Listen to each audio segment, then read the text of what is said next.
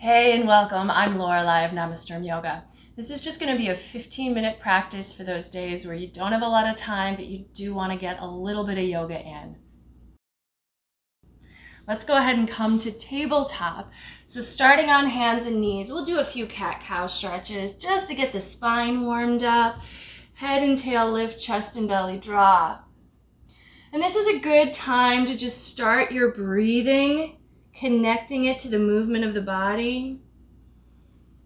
And after a few cat-cows, this might feel good and you can stay with it, but maybe give yourself a chance to kind of explore a little bit more, just organically moving your spine around in ways that feel nice. Keep your hands and knees where they are, but feel free to bend the elbows, maybe move the hips back, shift from side to side, and just work out what's going on here in the shoulders, in the hips, in the spine. Find where you've got tensions, find where you've got space, and just give yourself just a little time. And then coming back to center, I'm going to turn to the side, but you don't need to do this. Let's take the right leg out with the toes forward and take the right arm up. Twist open, let the head fall back. So just a nice simple twist here, opening the chest, breathing.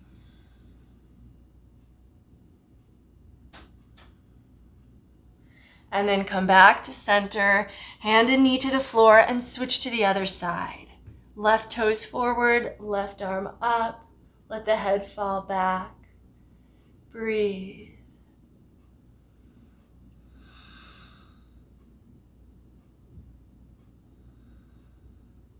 And come on back to center and go ahead and let's just step into downward facing dog. So spread the fingers. I love downward facing dog.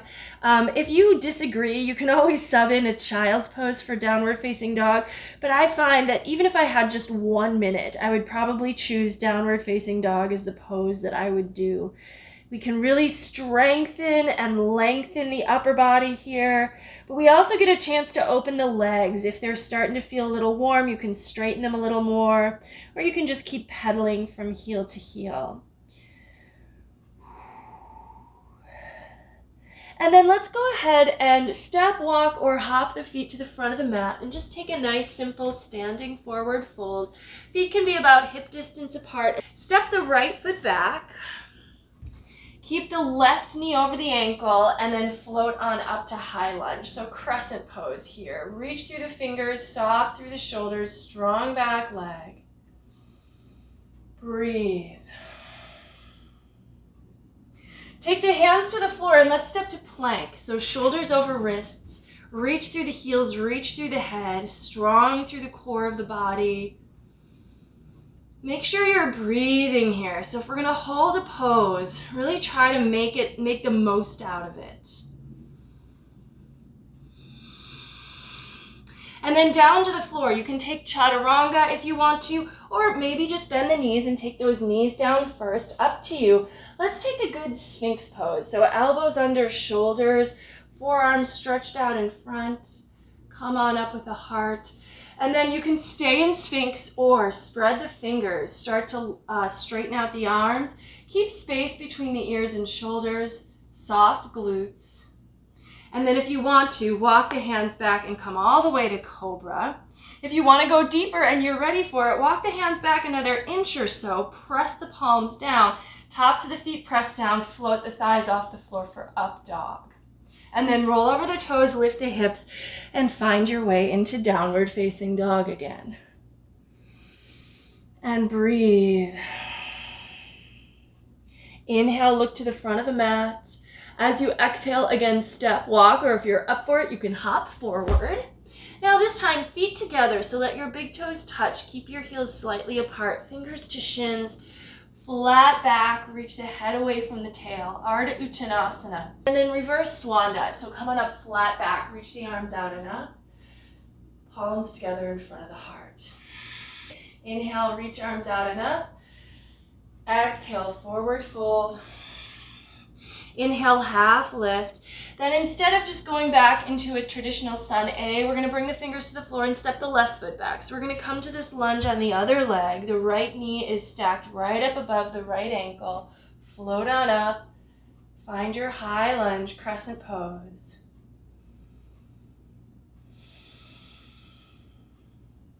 Really engage your back legs. You're gonna get a lot more out of the lunge if you activate both legs. So obviously we're bending into the front knee, but see if you can straighten out and strengthen the back. Hands to the floor, plant your palms. Once again, stepping to plank. Shoulders over wrists. And then we'll take a vinyasa. So you can take your knees down if you want, or go through chaturanga. If knees are down, go to cobra. If you're going through chaturanga, maybe right to up dog. And then exhale, downward facing dog. Let's take the right leg into the air. Open the hip and bend the top knee. So give yourself a little variation on down dog splits. Really let the hips twist, but try to keep the shoulders level as much as possible. Look forward between the hands and step your right foot up. Let's go ahead and take a warrior one. So step your left foot out a little bit and pivot your heel down. Come on up, gaze forward, reach the arms up.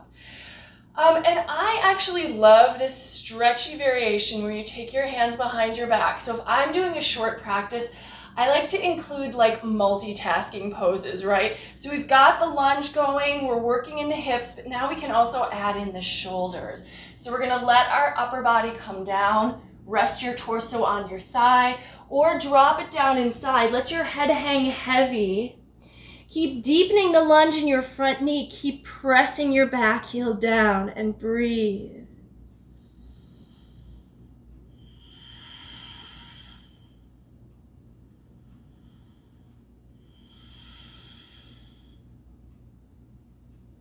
And then float back up.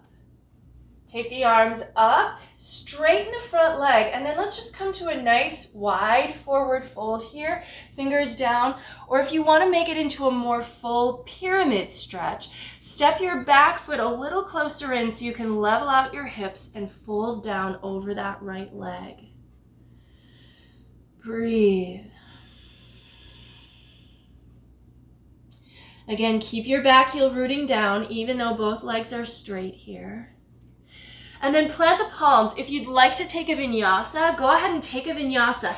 If you're not really in this for the vinyasas, you can go straight to down dog, but we're just gonna go to the other side on the other leg.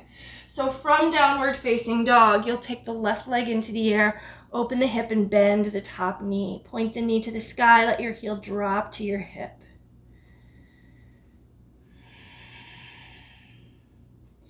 And then look forward between the hands and step your left foot up. Take the back heel down. So coming up to a warrior one and really establish this warrior one. Hips squared under the shoulders, gaze up and forward. Front knee over ankle, outer edge of the back foot down, and then take the hands behind the back. And if you can, interlace your fingers the other way so that your other thumb is on top. Pull your shoulders back and down and give yourself this nice fold. So we can get deeper into the hips actually, but also into the shoulders.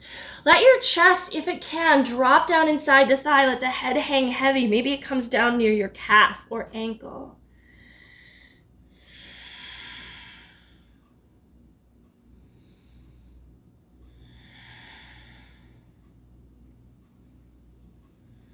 And then floating up.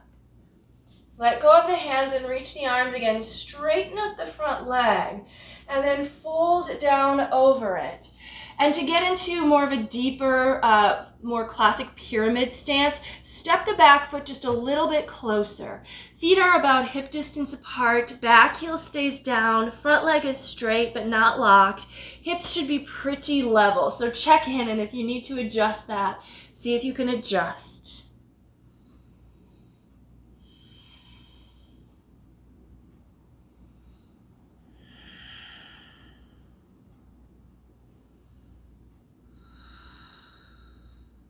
And then from here, let's step all the way to the front of the mat. Big toes together, fingers to shins, half lift, Ardha Uttanasana. Exhale, fold down deep. Press the feet into the floor. Reverse your swan dive. And come on up. And let's step out nice and wide. So we're going to do a little bit of work to either side. So we're going to start turning the right toes open, and we're going to come to warrior two.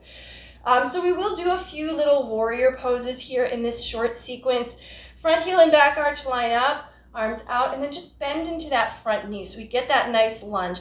Keep the left hip open as you keep your knee over ankle, shoulders over hips. Look out over your front fingertips.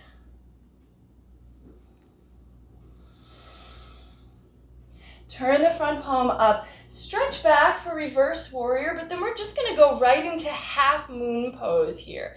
So we're going to float towards extended side, but let the hand come to the floor off of the mat and float the back leg up. Reach through the heel, reach through the top arm.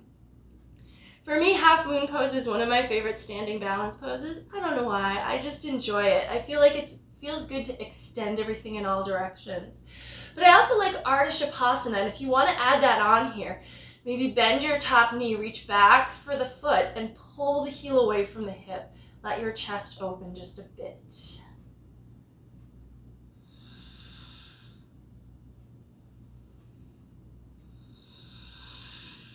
And then bend your front knee to help you step back. Come on up. And we'll switch sides. So straighten your front leg, pivot, turn the left toes forward, arms at shoulder height, bend into the front knee. Adjust your alignment for your warrior two. So your right hip is opening, your left knee is opening, the shoulders are over the hips, tailbone is down, arms at shoulder height, look over the front fingers. But then just give yourself a few breaths to live within the pose as a whole thing.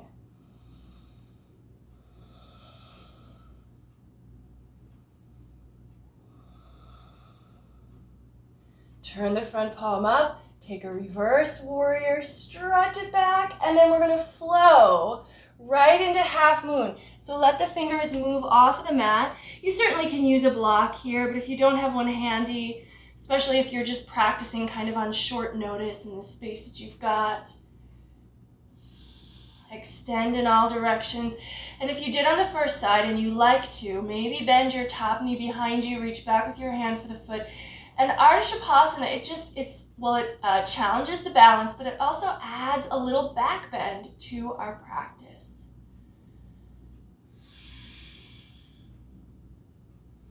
And then let that foot go, reach it behind, bend the front knee, step back long, straighten the legs, come on up, turn the feet, and jump those feet in.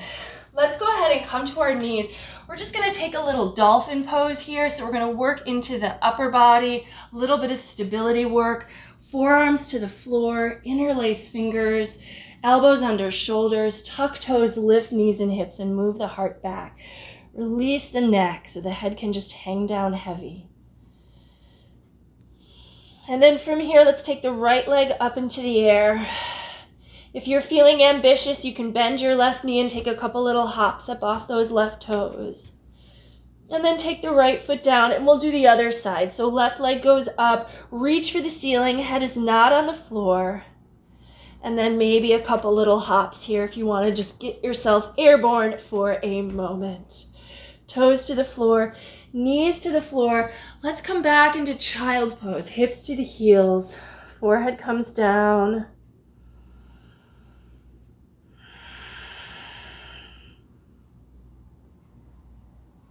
And then let's come back to down dog. So root into your hands, lift your arms up off the ground, tuck your toes.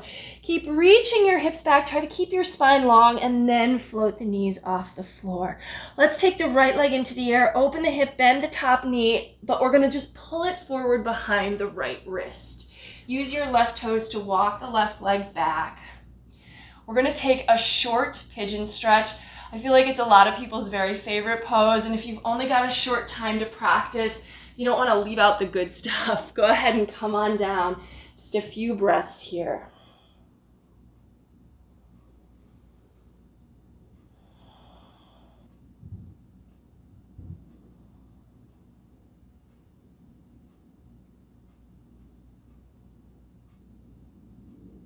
And then bring yourself up. Support yourself with the right fingers and a short little stretch for the back quad. Draw that heel towards the hip best you can.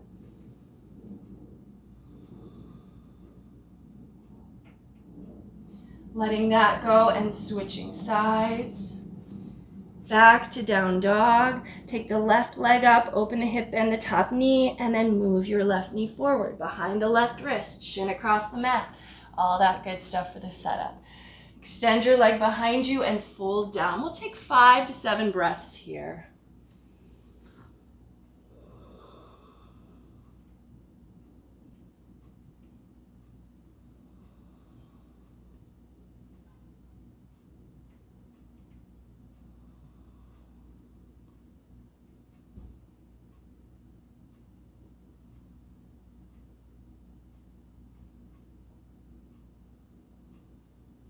And then come on up, bend your back knee behind you, and we're going to just briefly draw that heel into the hip for a bit of a stretch.